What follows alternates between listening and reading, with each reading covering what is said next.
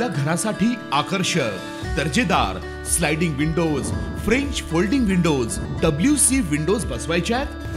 तर मग यासाठी नाशिक मध्ये एकमेव आणि अद्वितीय असे एकच नाव, शिवाय एंटरप्राइजेस।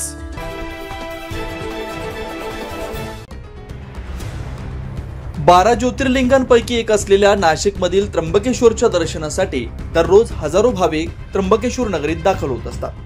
त्यातच कालपासून देवाधिकांचा महिना असलेला श्रावण महिना सुरू झाल्यानं मंदिरात भक्तांची वर्दळ अधिकच वाढली आहे। मात्र अशा काळात त्र्यंबकेश्वरच्या मुख्य मंदिराला गळती लागल्याचं वास्तव काल प्रसार माध्यमांसमोर आलं। या प्रकरणावर आज राज्याचे अन्न आणि नागरी पुरवठा मंत्री छगन भुजबळ यांनी प्रतिक्रिया दिली। पाहुयात काय म्हणाले ते।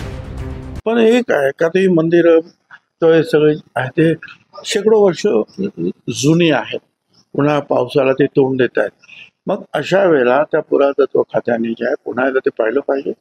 नवीन बांधलेल्या आमच्या इमारती सुद्धा गळतात, पण म्हणून प्रत्येक पावसाळ्याच्या वेळेला कुठे जिथे जिथे गळती होत असेल तिथे आता नवीन नवीन प्रकारचे जे आहेत हे प्रॉडक्ट्स येत आहेत ते जे गळती बंद करू शकतात। तर हे काय आहे ते शोधायला पाहिजे, त्याने ताबडतोब त्याच्यावर निर्णय घ्यायला पाहिजे आणि ह्या गळती थांबवायला पाहिजे। ह्या गळती जर वाढत वाढत गेल्या तर ते आणखीन जे आहे ते त्या वास्तूचे आणखी खराब होते। पण आता त्या संदर्भात जे आता तुम्ही मला पहिल्यांदा सांगितलं मी बोलेन त्यांनी। श्रावण महिन्यात भाविकांची गर्दी वाढत असताना त्र्यंबकेश्वर मंदिराला लागलेली गळती पुरातत्व खातं कशी थांबवतं हे पाहणं महत्त्वाचं ठरणार आहे। 9 न्यूज महाराष्ट्र ब्युरो, नाशिक।